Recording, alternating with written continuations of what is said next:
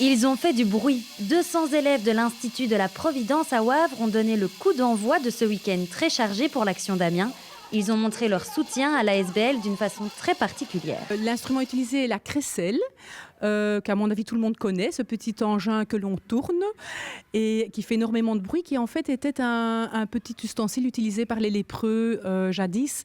Ils étaient obligés de l'agiter de manière à pouvoir éloigner la population qui n'était pas malade. Donc on avait peur de la contamination forcément, et donc ces lépreux vivaient vraiment seuls, et donc il y a énormément de discrimination qui est née de cette pratique ancestrale. Heureusement, les choses vont mieux aujourd'hui grâce à l'ASBL Action d'Amiens, mais il y a encore du travail. Chaque année, l'Institut de la Providence sensibilise ses élèves à l'Action d'Amiens.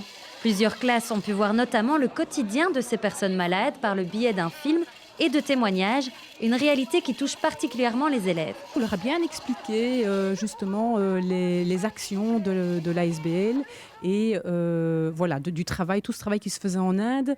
Et donc, suite à cela, il y a pas mal d'élèves qui sont venus me trouver en disant, mais voilà, on trouve que ce serait vraiment une bonne chose qu'on puisse vendre, et donc on aimerait vendre avec vous dans les grandes surfaces à Wavre.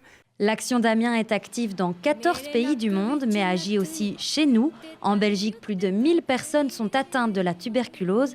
Les sans-abri sont les plus touchés. L'Action d'Amiens assure le suivi jusqu'à la guérison des malades en leur proposant par exemple des logements. Il ne suffit pas de prendre quelqu'un et de le traiter à l'hôpital.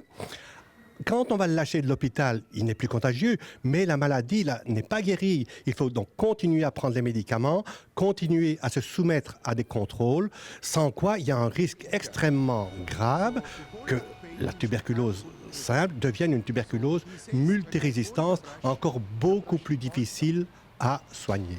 7 pochettes de marqueurs vendus suffisent pour sauver une vie. Ce week-end, beaucoup de bénévoles seront dans les rues et centres commerciaux pour participer à l'action.